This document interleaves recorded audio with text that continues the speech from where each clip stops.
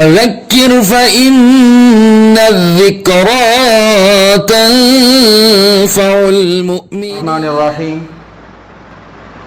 نحمده ونصلي على رسوله الكريم أما بعد فأعوذ بالله من الشيطان الرجيم بسم الله الرحمن الرحيم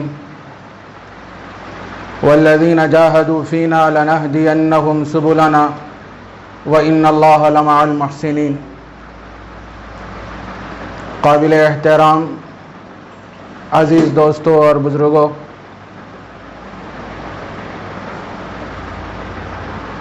لاک ڈاؤن کے بعد سے یہ ہفتہ واری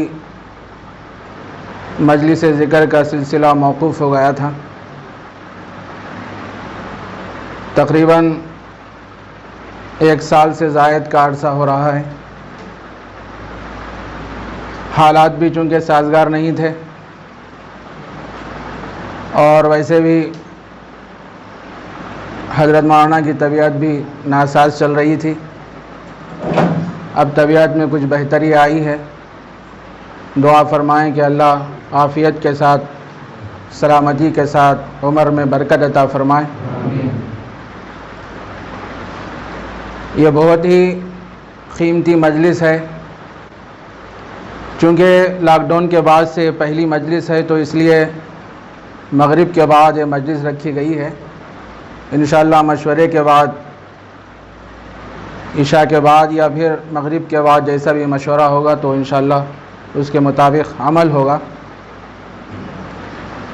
میرے عزیز دوستوں بزرگوں، کچھ لوگ رنگ فروش ہوتے ہیں، کچھ لوگ رنگ ساز ہوتے ہیں اور کچھ لوگ رنگ ریز ہوتے ہیں. رنگ فروش جو کلر کو بیچنے والا جو ہوتا ہے اس کو رنگ فروش کہتے ہیں، اور اسی طرح رنگ ریز جو کپڑے پر کلر لگانے والا ہوتا ہے، کلر چڑھانے والا ہوتا ہے، اس کو رنگ ریز کہتے ہیں. کتاب و سنت ایک رنگ ہے. علماء کرام یہ رنگ فروش ہیں. مشائخ اور صوفیہ کرام یہ رنگ ریز ہیں. جو آدمی اہل اللہ کی صحبت میں آتا ہے، بیٹھتا ہے، اپنے دل کی جو اندرونی بیماریاں ہوتی ہیں، خامیاں ہوتی ہیں، وہ آہستہ آہستہ دور ہوتی جاتی ہیں. اسی لیے فرمایا گیا ہے کہ ایک زمانہ صحبت با اولیاء بہتر 100 سال طاعت بے ریا. اولیاء اللہ کی صحبت، ان کی ہم نشینی 100 سال کی بے ریا طاعت سے بہتر ہے. تو بہرحال یہ بڑی قیمتی مجلس ہے. ہم بڑے اہتمام کے ساتھ، پابندی کے ساتھ ایسی مجلسوں میں شرکت کریں اور اپنے اندر کی جو بیماریاں ہیں، خامیاں ہیں، اس کو دور کرنے کی فکر اور کوشش کریں.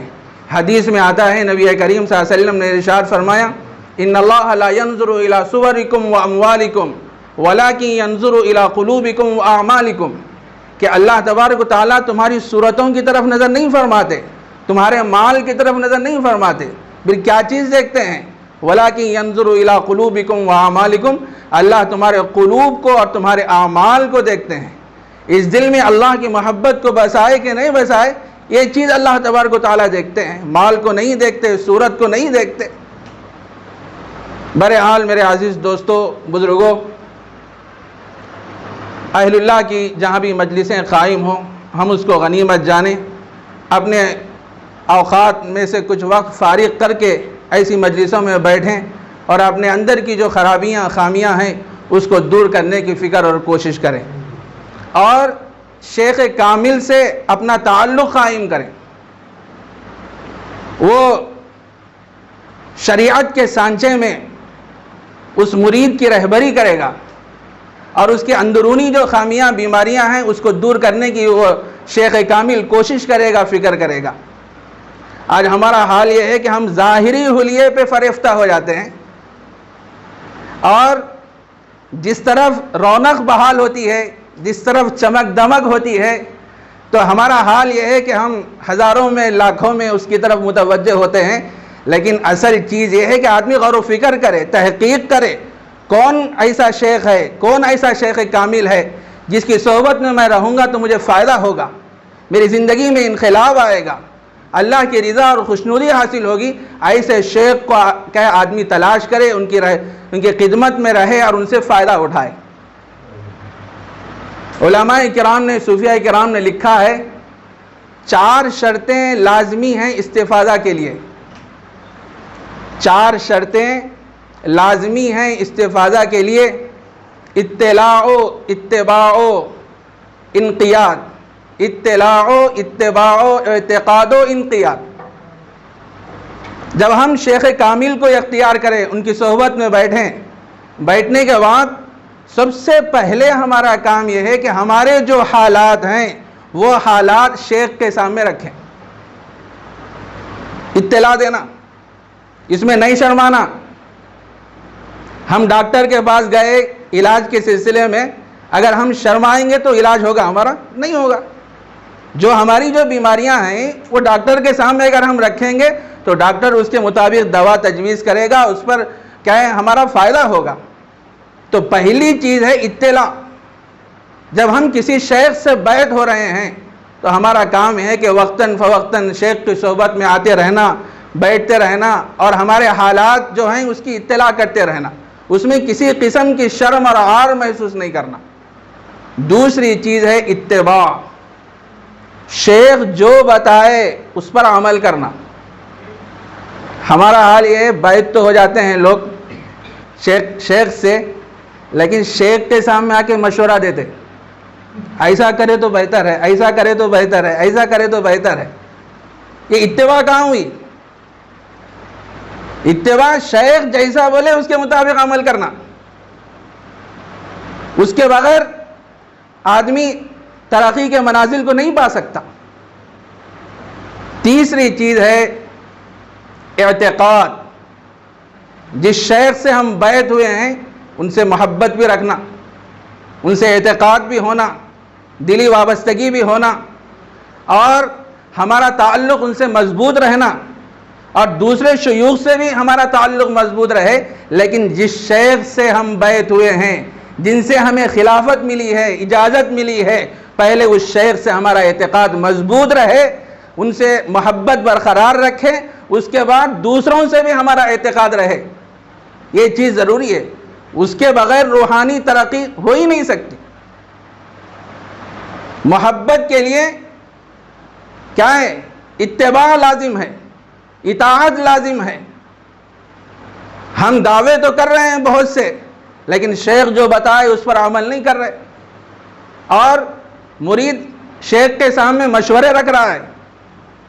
ارے مرید کو تو تفویض ہو جانا چاہیے، اپنے آپ کو سونپ دینا چاہیے، تجویز نہیں پیش کرنا۔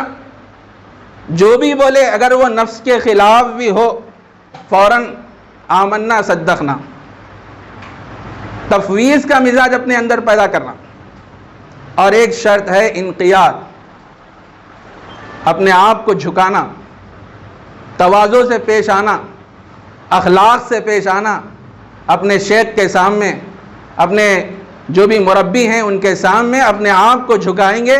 یہ 4 شرطیں اگر ہم اس پر عمل کریں گے تو پھر روحانی ترقی ہوگی، زندگیوں میں انقلاب آئے گا، اور جو بیماریاں ہیں وہ آہستہ آہستہ آہستہ ختم ہو جائیں گی۔ بہت سے حضرات اس نیت سے بیعت ہوتے ہیں، ان کا مقصد ہے بھائی بیعت ہو جائیں گے تو میرے سارے گناہ معاف ہو جائیں گے۔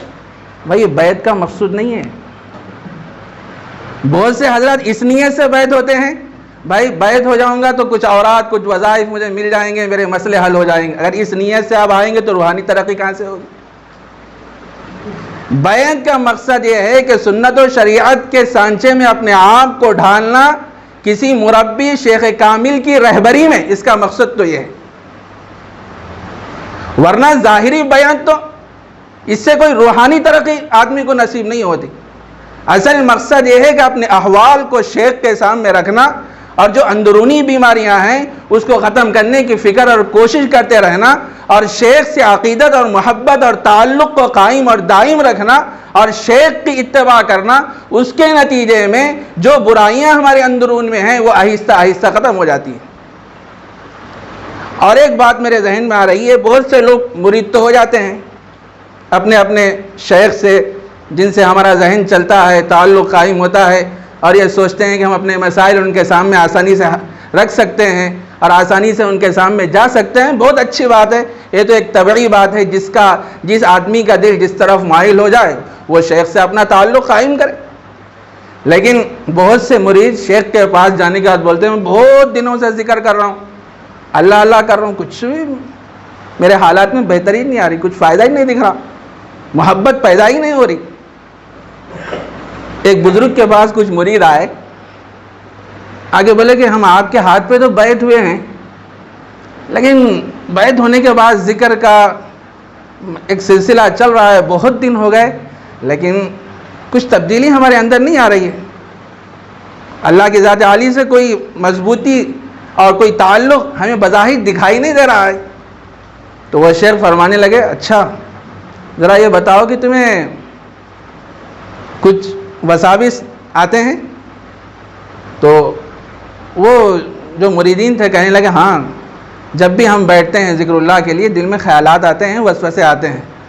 تو حضرت فرمانے لگے ذکر اللہ کا اثر ہو رہا ہے۔ اتنا سنتے ہی بولے کہ ذکر اللہ کا اثر ہو رہا ہے۔ اس کے بعد مثال دیتے ہوئے فرمانے لگے دیکھو جب آدمی کنواں کھودتا ہے تو کنواں کھودتے ہی پانی نہیں نکلتا، پہلے کیا نکلتے؟ مٹی پتھر جو چیزیں ہیں پہلے وہ نکلتے، اس کے بعد پانی نکلتا ہے۔ اس کے بعد اسی طرح دل میں جو ہماری اندرونی جو بیماریاں ہیں پہلے وہ نکلنا ہے، اس کے بعد اللہ کی ذات عالی سے محبت بڑھتی جاتی ہے ہماری۔ جو ہمارے دل میں جو غلاظت ہے، جو گندگی ہے، جو غیبت ہے اور جو بد اخلاقی ہے اور بہت سی جو بیماریاں ہیں، عجب ہے، تکبر ہے، یہ پہلے یہ بیماریوں کا ازالہ ہوتا ہے، ہوتے ہوتے اس کے بعد اللہ کی ذات عالی سے محبت اور تعلق آدمی کو نصیب ہوتا ہے۔ بہرحال بات لمبی ہو رہی ہے، اللہ کرے کہ ہماری یہ مجلس ہر ہفتہ پابندی کے ساتھ منعقد ہوتی رہے۔ اس موقع پر جو کچھ میرے ذہن میں باتیں آئیں، اللہ مجھے بھی عمل کی توفیق عطا فرمائے اور آپ حضرات کو بھی عمل کی توفیق عطا فرمائے۔ وآخر دعوانا الحمدللہ رب العالمین۔